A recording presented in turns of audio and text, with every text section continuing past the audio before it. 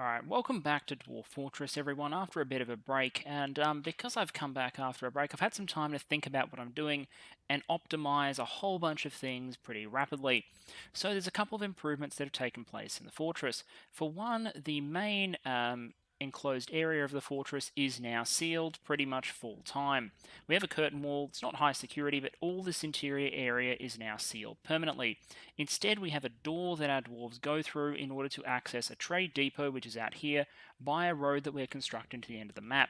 The reason this is safe is because this is an artifact door.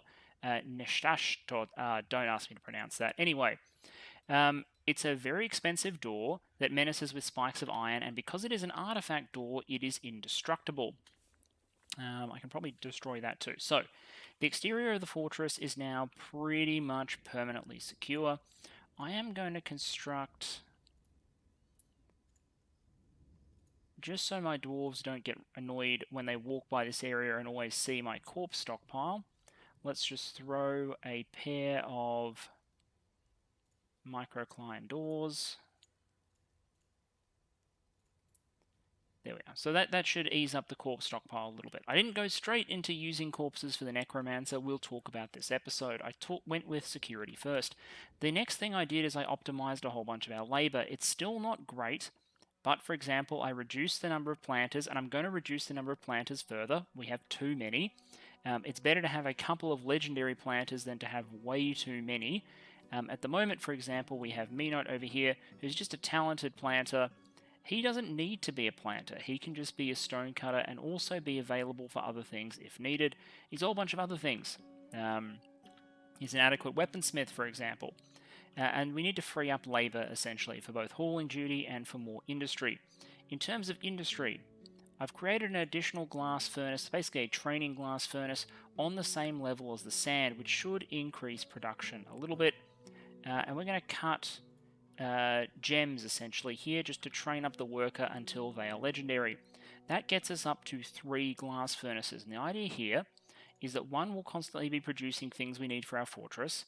One will be producing green goblets. This is going to replace rock crafts as our primary trade good, along with things that our kilns are producing, our clay industry is producing. These guys here, the magma kilns, take a while for them to get trained up, but they will get there.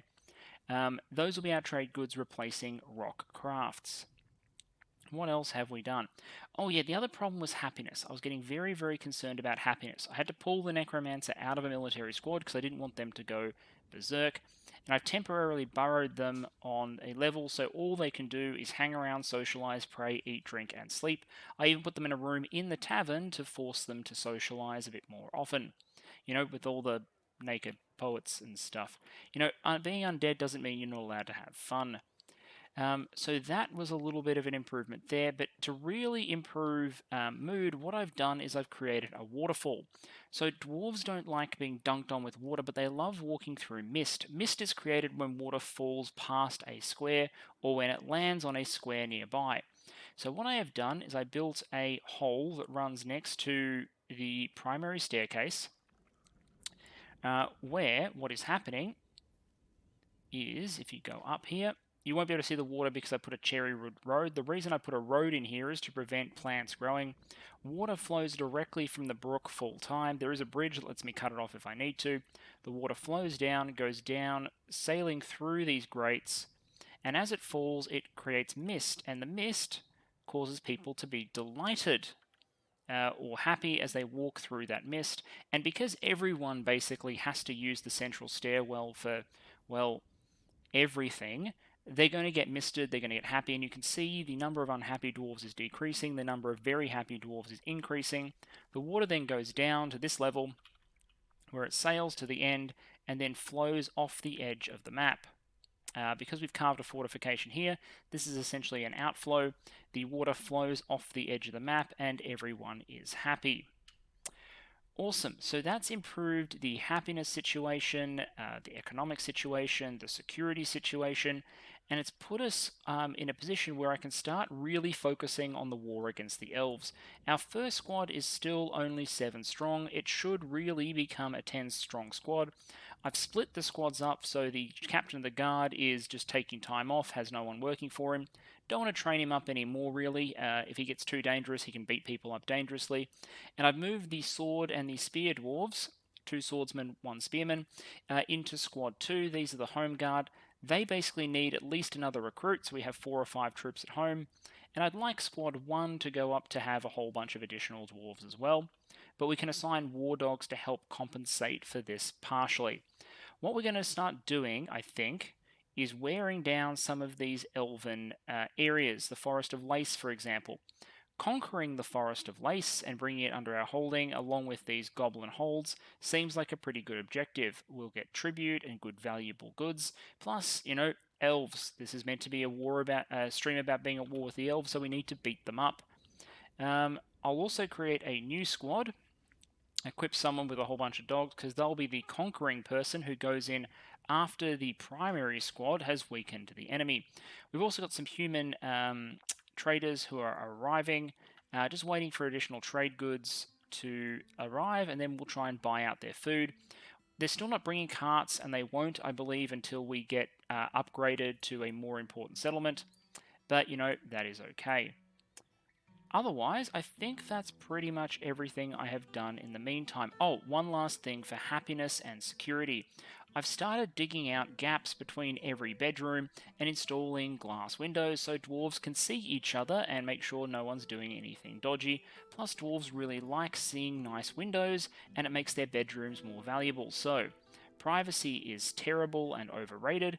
Instead, we're just going to have everyone be able to see everyone else all of the time, and life will be good. We're producing a lot of windows at the moment to make these upgrades possible, and as you can see, I've almost finished retrofitting all of the bedrooms in the fortress. Go me! So our new system of trade is built on these green glass goblets, which I'm producing a boatload of, using a completely renewable resource. Because we've got a very high quality glass worker, they tend to come out pretty high value, so if I just go and buy some liver, for example, I do a couple of these trades to make the humans like me more. Some porcupine meat. Just rack up a couple of positive trades, and then I can kind of go nuts and buy a lot of their inventory. The things that we're trying to sell, and you'll notice I've got a bunch of armor here. I'm not going to sell the steel armor. The steel armor is for my fort. It's about disposing of the copper and the other basic armor, leather, worn out clothing. So these things with the XX, we want to get rid of those. Anything that is worn out that we're not going to use, basically it's garbage disposable. I am going to build a garbage disposal chute probably this episode, but for now, I'm just going to try and trade as much of my junk as possible for as much. I have so much food. But it doesn't hurt to have even more. Cheese that I'm not producing, for example, we could buy all of that. And once I've got several years worth of food and drink production, I can ease up on the number of planters I have, or switch more fields over to producing, particularly my external fields, to producing things like hemp, and my internal ones to doing pigtails, to get more cloth, to get more clothing produced. So that's what I'm going to do, see what sort of deal I can trade for. Now, for example, it's 2,000 to buy all their cheese, but I'm pretty sure if I go through and I find my junky clothing and some goblets, I reckon I'll get there. And I'm not going to trade the artifacts away, obviously. Alright, most of the junk from our fortress is sold, so no trader needed at the depot. We should still have more glass and earthware available to sell to the dwarves when they arrive as well. Good on us. Who owns these bloody kiwi leather trousers? I would have liked to sell them too, but anyway. A absolute crap ton of food was purchased, mostly to add diversity to our dwarves' diet. It's not like we're short of food and alcohol at the moment. Brewing drink from plant. I think we've got more than enough coming through at the moment. The kitchen, we've only got one kitchen working at the moment. This worker preparing easy meals. I'm going to add new task. We're going to go over to lavish temporarily because we're going to have such a variety of options available to us. Although he's producing a bunch of meals, we have a lot of export value in food as well.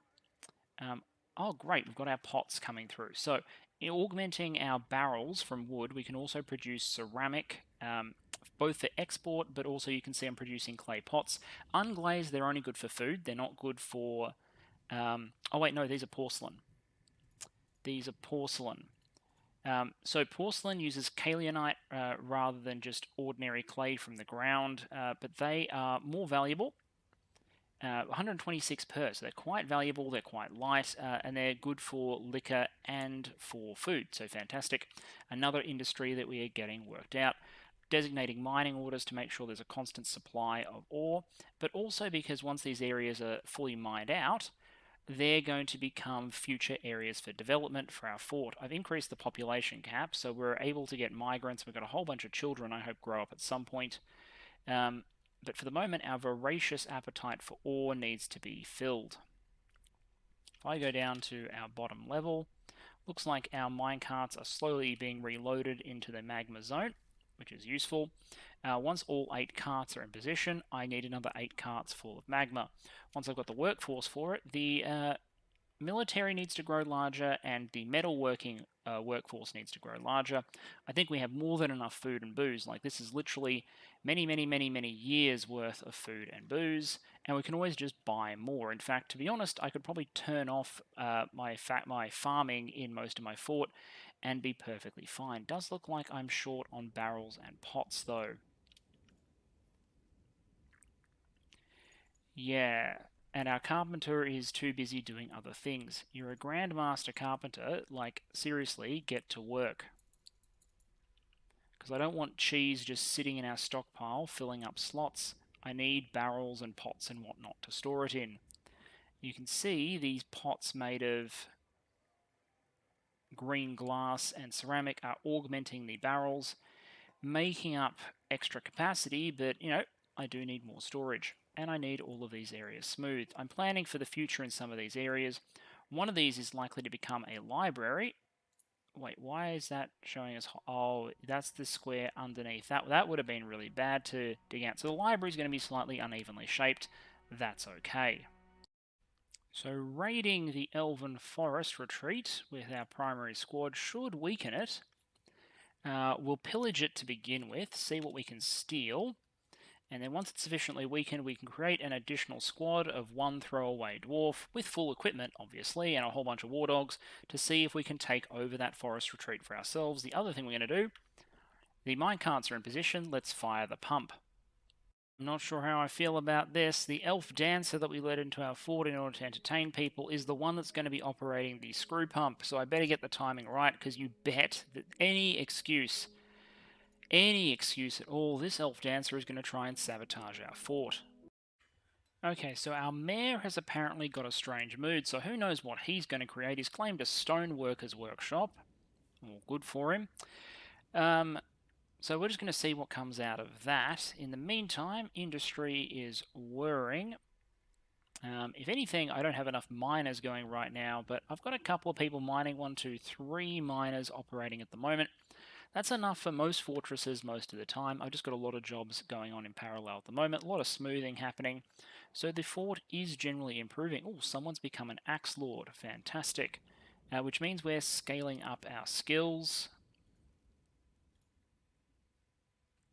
And looks like we have another report from attacking those elves. So we went out, we attacked the elves.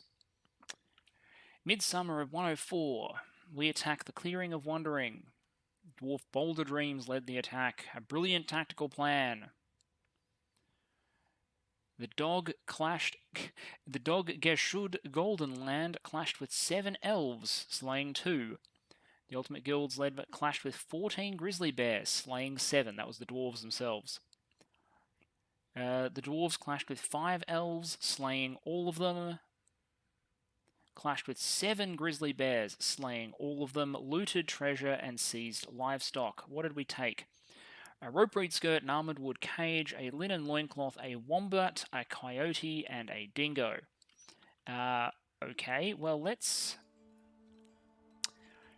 make sure that the wombat, the coyote, and the dingo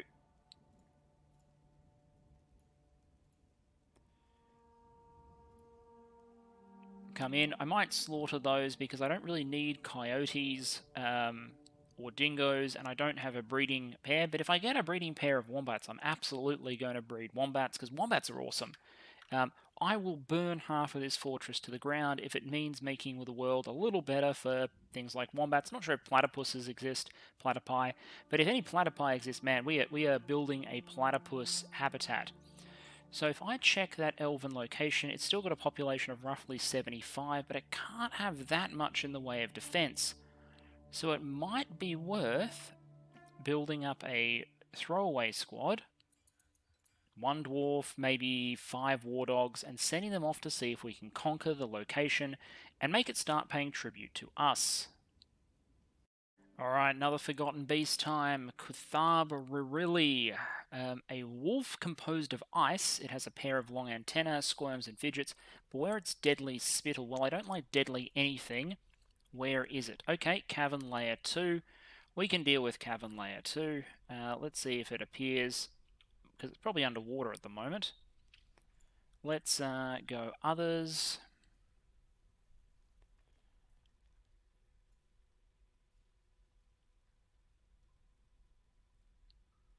It's only one Forbidden Beast that I can see at the moment.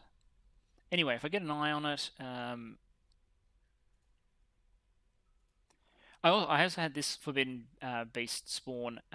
It's just hanging around in the caverns as well. It is a giant Forbidden Beast that is, I believe... Here we are. A gigantic blob composed of ash. It has wings and squirms and fidgets, so we could probably murder that. I just don't see the point. So we're just going to leave the Forbidden Beasts in the caverns. I see no real reason to exploit the caverns. They don't offer me much. I'm going to continue exploiting the mineral resources and eventually convert some of these areas basically into new living chambers or things like that. But for the moment, no reason to actually purge the caverns. I might need another row of bedrooms though. That's something. I might want to expand the sleeping areas that are available to me and get the windows into the last bedrooms that lack them. You know, just for the sake of everyone's happiness. Oh, there we are. More of them are ready. So we go glass window. And everyone will be happy. Now I've rapidly switched over my smelters to quickly smelting just all sorts of weird stuff because my mayor is complaining that he doesn't have access to metal bars. I have a lot of metal bars. I have lots of iron, silver, copper, steel, pig iron, platinum, lead, coke, charcoal, and soap. So he wants something else. So I am smelting him gold, billion, bronze, platinum. I'm going to smelt tin and keep adding new ore types, fine pewter, whatever I can add and keep adding until he finally gets what he wants. So let's smelt some native gold. Maybe he wants that. Lord knows, I must have metal bars, he says. I'd rather my man not go crazy. So furnishing him with what he requires is the only approach. Meanwhile, I'm pretty sure my armor smith in this magma forge is busy just full-time with armor orders, so I might want to, once I've got more magma, set up an additional magma forge and probably another smelter in order to round out my industry. 2 kilns and 3 glass furnaces is enough, but the metal industry could be, I could afford to ramp up just that bit more. Now, we should have gold. Is he happy yet? I must have tanned hides. I must have yarn cloth. I must have metal bars. I must have logs. I must have bones. I don't know what he's missing.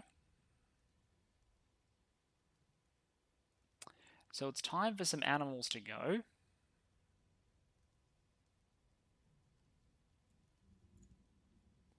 Just in case he needs basically in case he needs what they got.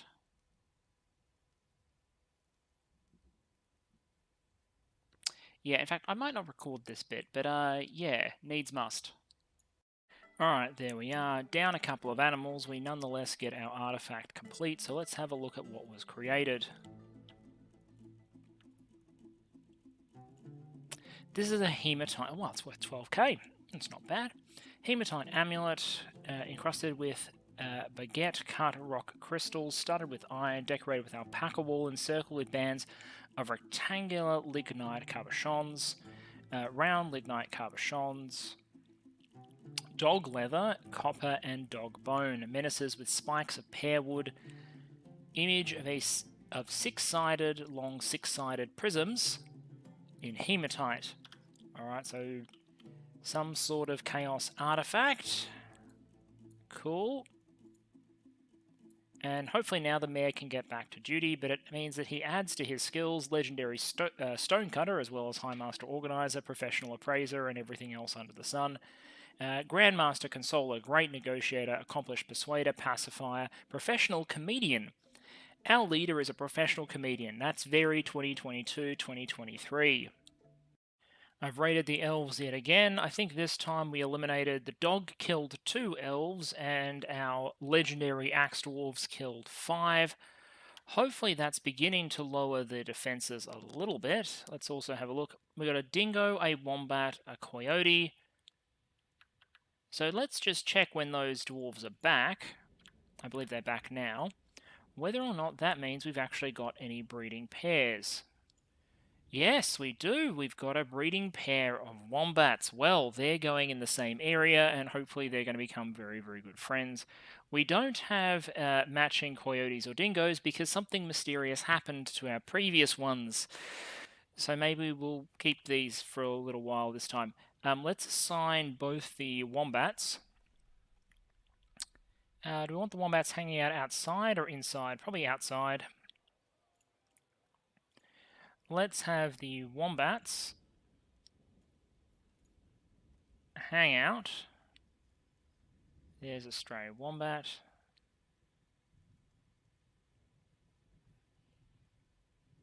Where's my other wombat?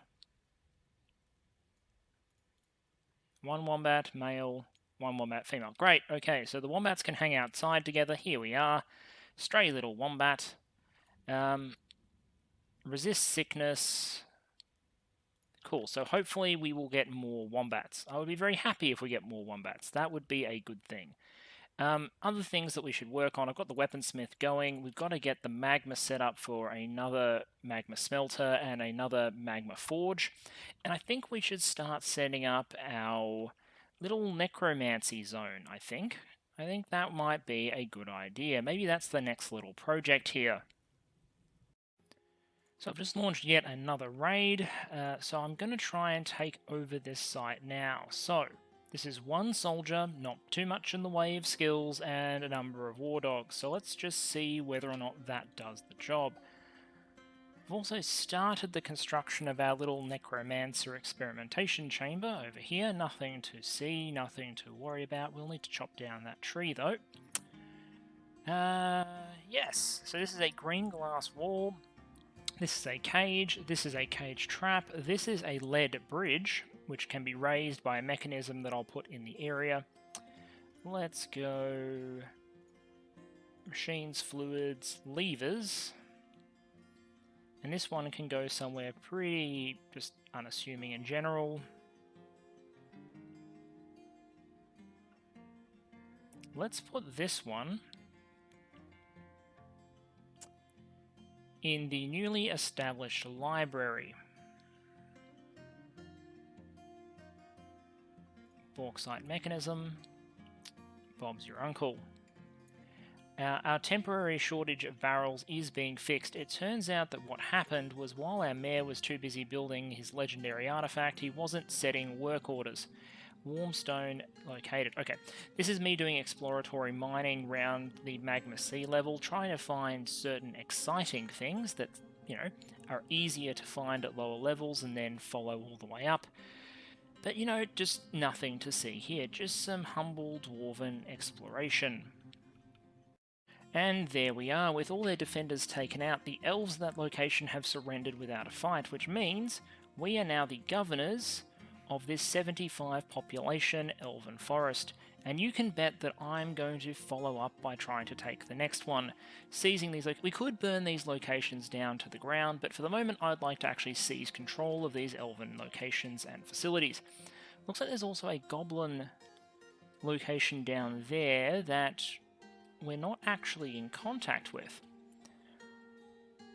We'll raid the elves, but one thing we could do is, since they're neutral, we could send... Wow, there's a okay, that's a nice little in-game boss there. 2,000 population Goblin Dark Fort. Anyway, we could go demand tribute from these locations, and if they agree to pay us, Oh, there's also human civilization we have no contact with, so we could demand tribute, which would cause them to send wealth to our fortress. Doesn't get our diplomatic relations off on the right foot, but I do like free stuff. Anyway, let's raid these elves first. RRT, we will openly attack and pillage. Let's go.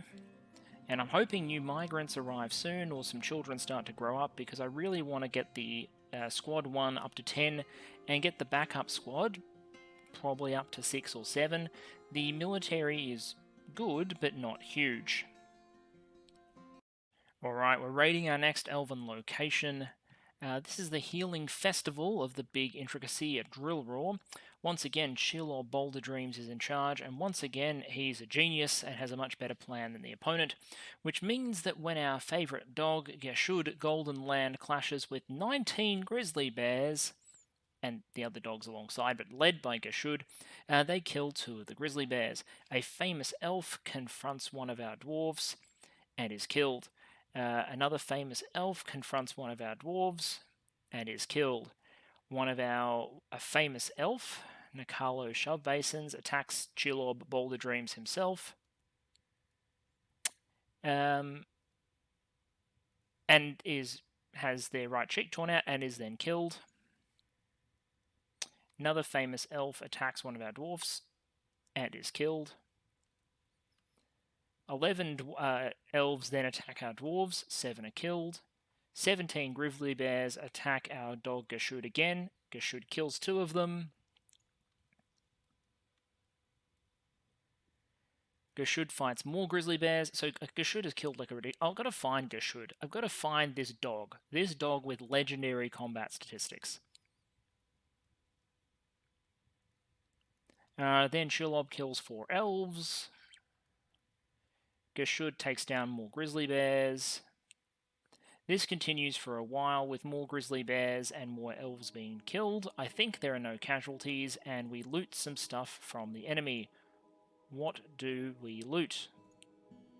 2 cotton sandals, 2 horses, and 1 wolf. Alright, so our rapid response team is back. Let's just put the horses onto pasture. Should increase our breeding program. So put the all there. And let's see if we can find this dog Geshud.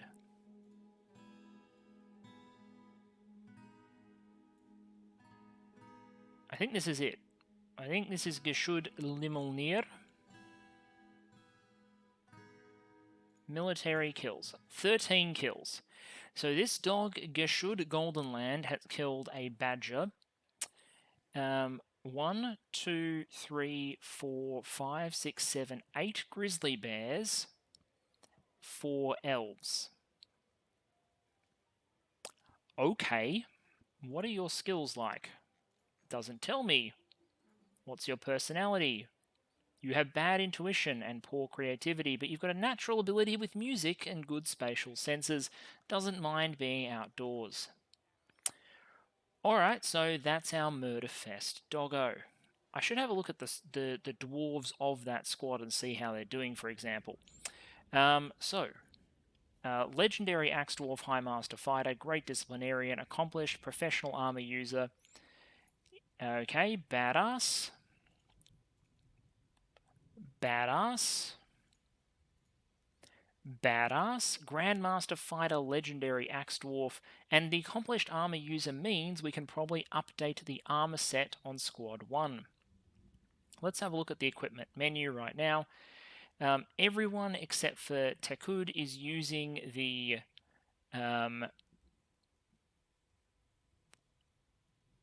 I think we're going to create a new uniform, because what we're going to do now that they've got good armor use skills is we're going to add steel breastplates. I've been manufacturing these.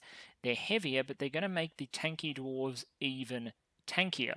And that seems like a great idea, because it would be a real shame to lose any of these legendary dwarves now. So let me play around with the uniform elements. I'm going to have to do Tekud separately by adding a steel breastplate steel. Confirm. That should send Tekud looking for a breastplate, but I'm going to have to do the others. I'm going to create a final, like a heavy infantry template. So I thought we'd have a quick look at Shelob here before we send the squad out again to start weakening that next Elven location, or maybe to get some tribute from the goblins down south. They're now wearing their Steel Breastplate, and as you can see, the craftsmanship on most of their stuff is pretty damn good. For example, this one here is a masterful steel breastplate created by our star armorsmith. The weapons are going to take a while to catch up in terms of quality. I'm training up a weaponsmith now, having the mass manufacture less impressive stuff. But once they become legendary, we can start upgrading their weapons as well. So very high quality armor, fantastic skills: legendary axe dwarf, observer, grandmaster fighter, master disciplinarian, great shield user, accomplished armor user, dodger, wrestler, striker, biter, and kicker, with a military record of 5 notable kills and 25 other kills, including grizzly bears, goblins, and elves. What is not to like? And here what you are seeing is the victory of material science. Steel is just that much better than everything else. Most opponents are going to really struggle to hurt a dwarf. Well, most human-sized opponents are going to struggle to hurt a dwarf through a full set of steel plate. At the same time, a skilled dwarf with a steel axe can chop through just about anything. That's what we're witnessing. So, let's send Squad 1 out again. I'm tempted to raid this location again, maybe work our way towards another conquest, and then let's send... Actually, you know what? Slight government, the spires of adoring, feast of hosting. These are all no contacts. 2 days travel to a goblin fort, which we currently have no contact with. I don't know why I wouldn't at least attempt to, we can always conquer this later, but I want to see if I can get goblins to give us tribute. Goblins or humans?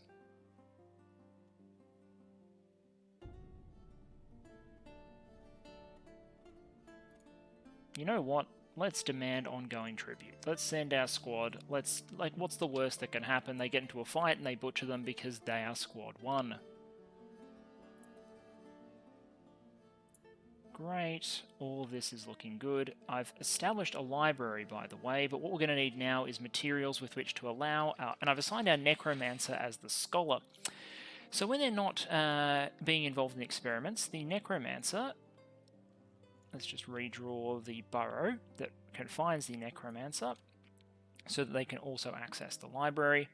The necromancer will write books if we can provide them writing materials, and that's a great thing, because what might a necromancer write a book on? We'll see. He actually has a lot of knowledge areas, but once I create the book with the secret to life and death in it, my other dwarves can go read it, and then the fun can truly begin. Alright, so apparently people don't want to argue with a whole bunch of Grandmaster Axe Dwarfs that turn up in full steel plate, so this location, this Goblin location, is now going to send us tribute every winter. I like this. What else do we have? What else can we get to send us tribute? There are some goblins down here. No, these are dark humans, dark goblins. Well, there are some locations down there that we have no contact with, humans and goblins, so I'm going to try and extract tribute from them too before we return to the conquest of the elves. We're not probably going to face any sieges while these elves are under pressure. When we're going to face trouble is when we betray these civilizations that are really close to us, but for the moment let's just pick apart all of these elven and goblin locations and try to establish tributary relationships with the ones in the far south. Alright, so a vile force of darkness has apparently arrived while my A-team is off doing their own thing. Joy. Looks like goblins.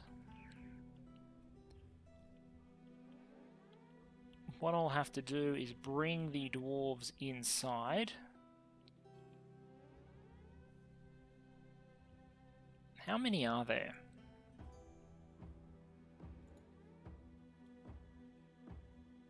Not that many.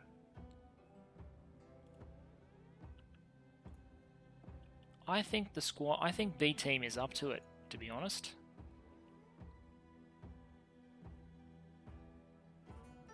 I think the B team is up to it.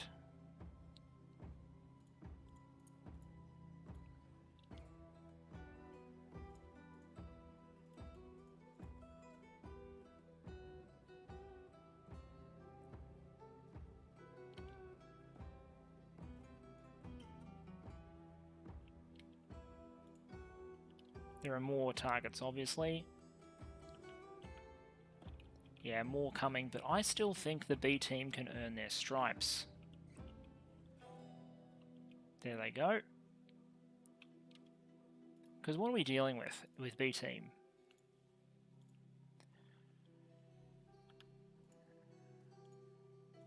Skilled, competent, steel armored, maybe. I reckon we've got to give them a chance. Okay, I went through the combat log and frankly it was just brutally one-sided, so we're instead moving on to the arrival very shortly after of a dwarven caravan and a diplomat. Merit deserves a reward. I come empowered to establish this colony as an official land of our realm. Can you imagine the trade wagons? Of course there are responsibilities and the nobility must live well. Do you have anyone? Okay. So this is where we get to choose whether we become an official holding of our realm, which means we'll get trade caravans with wagons rather than just small shipments. But we need to have a noble to lead us, so I can scarcely believe the good news. And of course, we need to elevate, well, we need to elevate someone to be Baron. You know what I'm... There's two choices. Our current mayor could be Baron, or our necromancer could be Baron. Let me think about that. Okay, I've looked this up, and apparently whoever you appoint as a Baron is meant to be lazy. That is, they're meant to do absolutely no work whatsoever, which means, ironically, we are encouraged to find the most irrelevant, unimportant person in our fort and make them the Baron. So...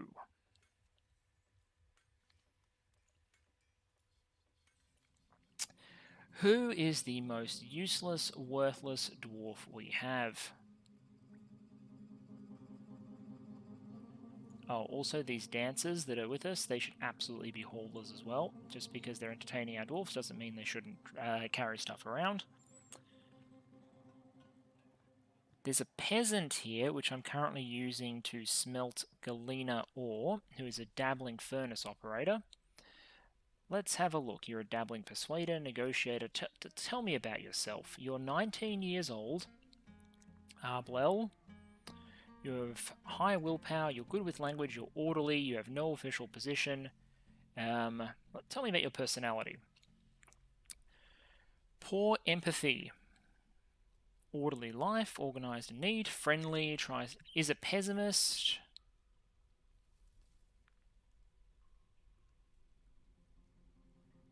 Tends to think before acting, is slow to trust.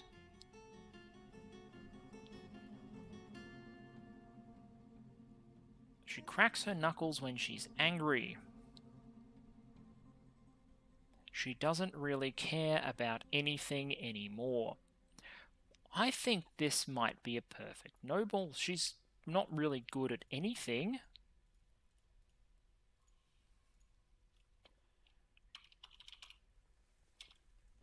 The noble peasant.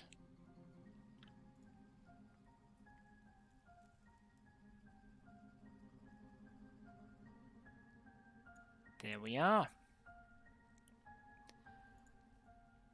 Alright, what do I want from the caravan? I want leather. Lots of leather. I'm not picky on the types of leather this time. Just get me leather. Because I'm not producing it myself. And the other thing I really desperately want is, where are pets? Because I want to get some breeding setups done of llamas and alpacas for their wool. More yaks works for me.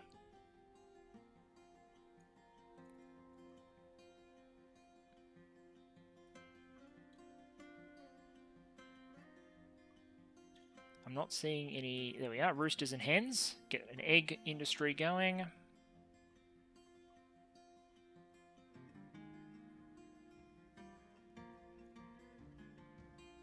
Guinea hens and guinea cock. Alright, so a bunch of animals. Is there anything else I really need?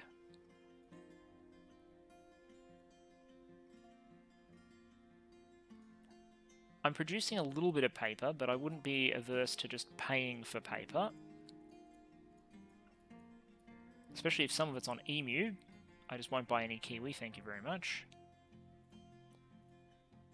And then I'm going to need yarn until I have wool in case I have strange moods.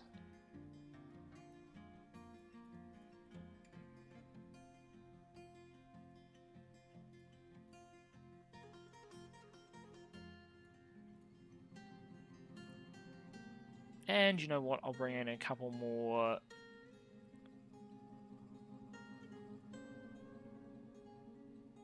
seeds, just to keep production going. Actually, no, I should exercise some discipline here. These numbers are huge already. Alright, they want shields and bucklers. They'll pay 215%, so some wooden shields and bucklers wouldn't go awry. I believe we now have a...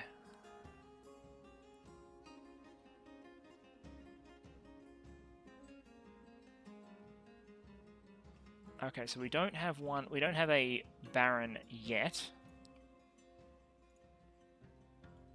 Please ignore the Necromancer experiment that's going on in the background.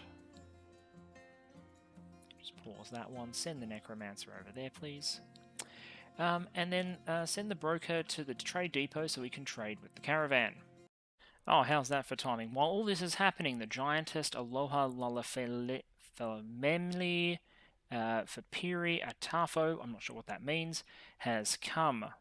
A gigantic creature resembling a human, almost unparalleled in size. I'm guessing that's going to spawn... Yep, there it is. Spawning up top. Well, it's killed a bunch of elves in its time. It's not carrying any weapons. It doesn't have particularly good skills, but it is big and scary.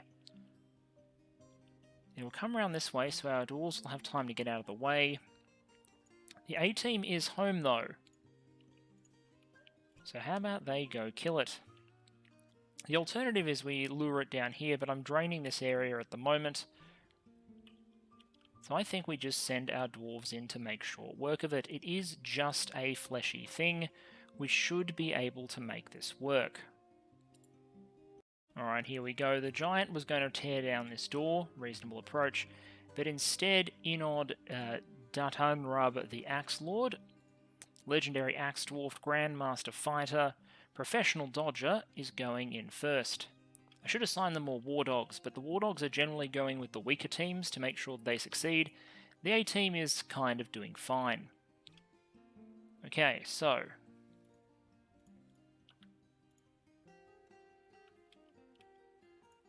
looks like a wound has been struck.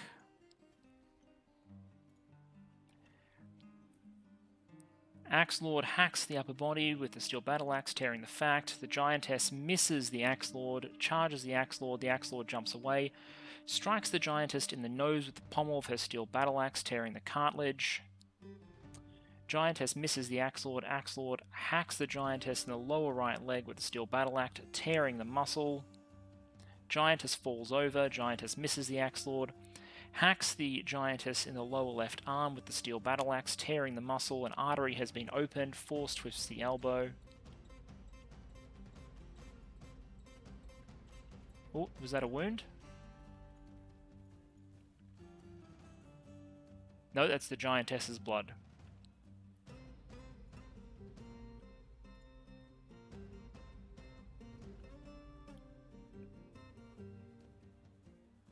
Geez, what's happened here? Okay, so the Giantess falls over after that hit to the knee, as we saw. Axe Lord strikes them in the lower arm, tearing the muscle. Hacks them in the upper left leg, tearing muscle. Artery has been opened, sensory nerve severed. tearing muscle in the head. Giantess gives into pain. I think at this point the Giantess has passed out. At this point, they're just hacking at the creature with their steel axes. Opening arteries.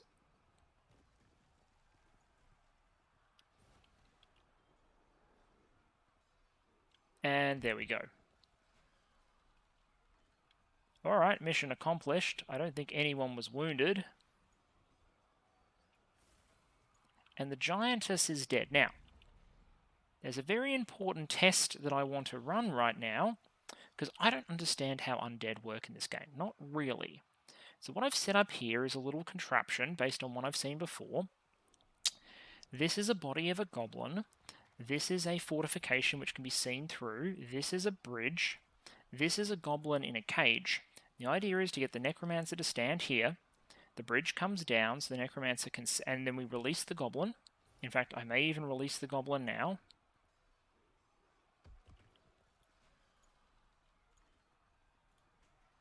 Pull the lever.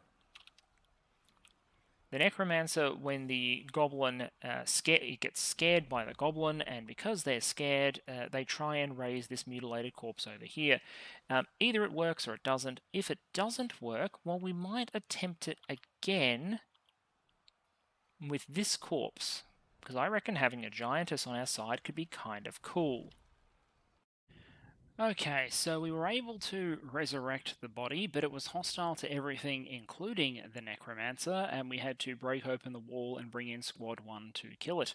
I also realised that because we had tree coverage over the top, and we hadn't put a floor on top of this, it was possible to climb over the green glass window. So we will resolve that particular problem before the next iteration. Let's construct a ramp temporarily. Say here, out of, what's the closest material we can build it out of? Build it out of jet blocks, although actually no, that ramp there may suffice already. And what we'll do is construct a floor over the top like, no, we'll need to knock down that tree as well. That's easy enough. Just refine this setup a little bit for next time. I've forbidden a goblin corpse and I've allowed only giant corpses. Hopefully that means that this can be picked up and moved to the stockpile, or at least that's my hope.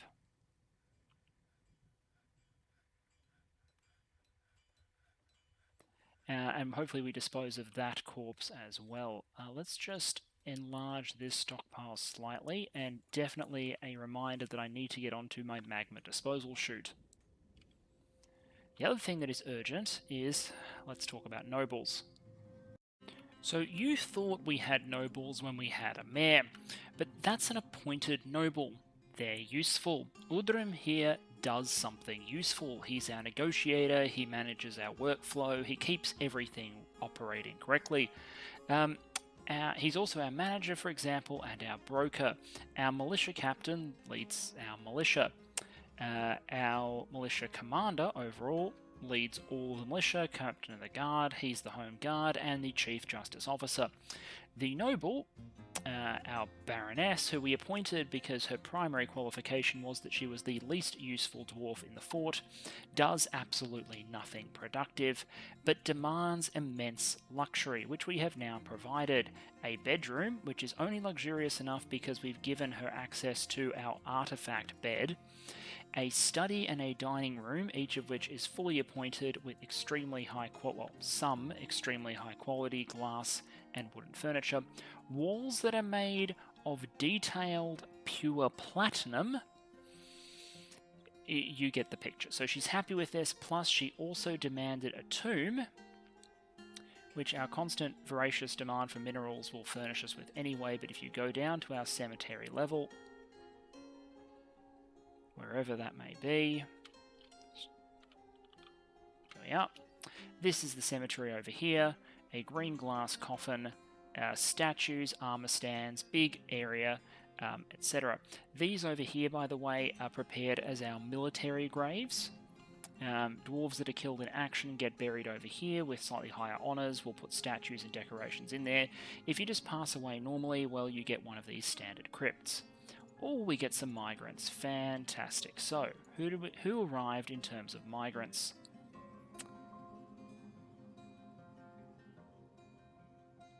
Did I not catch it quickly enough? No. Okay, we got a peasant. A beekeeper. There should be more than that. But you know what? You think I would turn my nose up at a peasant, but I really don't. Good intuition, creative, musical. Fearless. Fearless 21-year-old dwarf with poor social awareness. 0 skills. But. Oh, poor kinesthetic sense.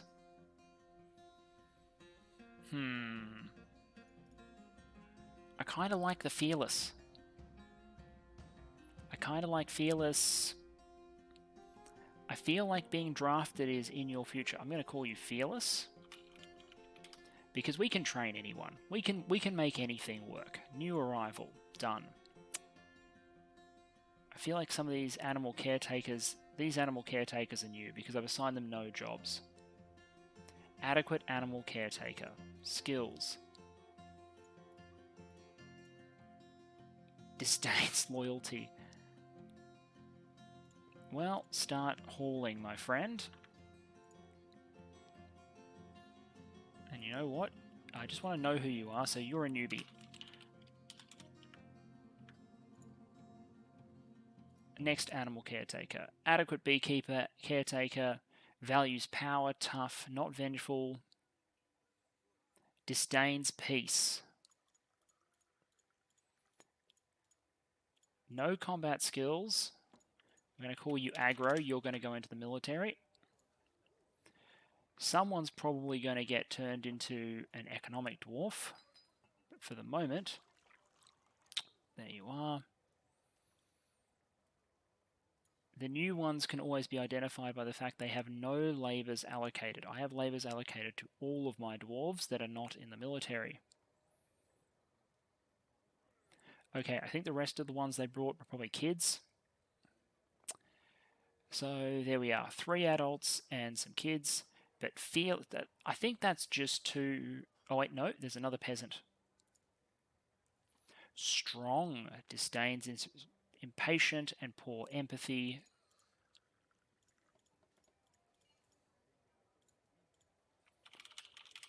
Alright, I think these people are just going into the military. I think what we're going to do... Wait, hold on. Why is a spear dwarf choosing... Spear material, steel. There we are. Use a weapon that actually suits you. So what we can do, we have 3 new potential recruits. What we can do with that is probably fill out squad 1 to at least 8 dwarves. 10 is where we want to get to. So we can put another one in for 8. And then we can take our home guard squad, like the squad that stays behind, level this up a little bit by throwing 2 more dwarfs into it. 6 is a good home defense squad. Also the point where we can send them out raiding to skill them up as well. I want to work towards 2 squads of 10, obviously. So there we are. Welcome to the fortress. You are immediately conscripted. And I've discovered an unusual volcanic wall studded with gems. Let's go have a look at where we've done that. I think that's here. And our person is smart enough to not breach that wall without my express permission.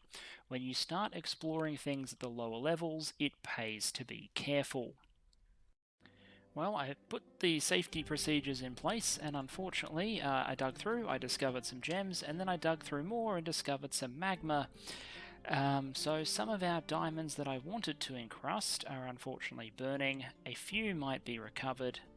But mostly I think this is a bit of a wash, this section. That's okay. Wealth is not really our problem. It is, of course, prestigious to have lots of really cool diamonds, and red diamonds are very cool, as were the yellow ones we could have recovered there. There are still some clusters down here. But we didn't lose any dwarves, so there we are. And here we are much later on. I've actually rolled back a save so we can see the critical moment.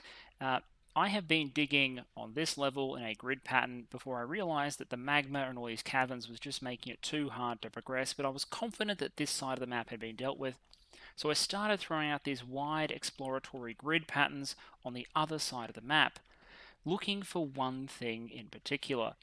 On a map this size, there should be one adamantine spire. If I was very lucky, two, and if I was unlucky, zero. So I was starting to get a little bit desperate and nervous, but here we are after all that time. Raw adamantine, praise the miners. Up until this point, we've really just been playing at war. Steel, armoured, heavy infantry, even with a relatively full roster, and this is still only a squad of 8, not of 10. We're building up to, I think, Bravo team is now a squad of 6. And I've now got a full no training squad that are doing their ordinary work. This is going to be a squad 2. We're going to introduce you to the training pathway for militia, to the point where all of the dwarves in our fort are going to be armored at all times. But to do that, they need to be armor skilled and have some combat ability, so they're not encumbered. I'll introduce you to that next session. But for the moment, this is the real prize. Adamantine has risks. Mined incorrectly, it can quite literally destroy your fortress. But correctly mined, accumulated, processed, and manufactured, it allows you to produce weapons that are featherweight and incredibly sharp, or armor that is more protective than anything else in the game, while weighing basically nothing. This is as good as it gets. And next session, we're going to start mining some.